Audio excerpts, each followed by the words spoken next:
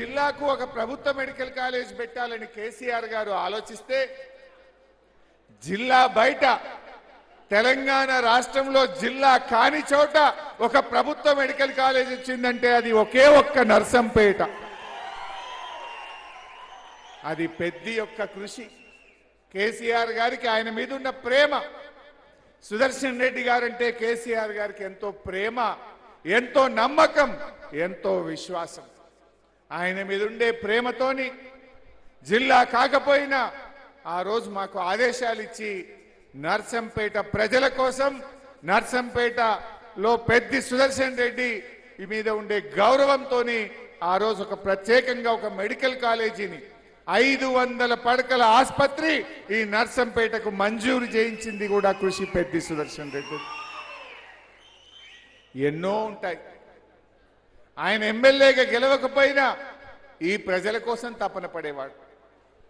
ఆనాడు మా నియోజకవర్గాల్లో కూడా చేయలేకపోయినాం.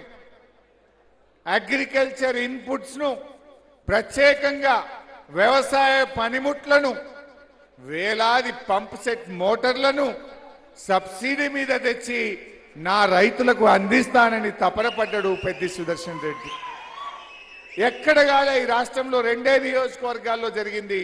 వ్యవసాయ మంత్రి నిరంజన్ రెడ్డి గారి నియోజకవర్గం అయితే మరొక నియోజకవర్గం నర్సంపేట ప్రజలు, నర్సంపేట రైతులు. ఇట్లా అడుగడుగున తపన పడ్డాడు. ఎంతో తన్లాడిండు పాపం. పెద్దితో నా చివరి ప్రోగ్రాం ఆ శివాలయాన్ని రాత్రికి రాత్రి కూల్చివేస్తే, అన్నా ప్రముఖ దేవాలయం, కాకతీయ రెడ్డి రాజులు కట్టిన దేవాలయం కూల్చేసిండ్రు. ఇక్కడ ఇంటిగ్రేటెడ్ స్కూల్ పేరు మీద కుట్ర జరుగుతూ ఉంది.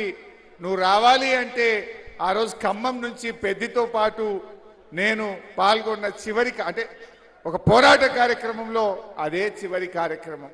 నిజంగా అది చివరి కార్యక్రమం అయిద్దని నేను ఎప్పుడూ అనుకోలే, కలలో కూడా కనలేదు.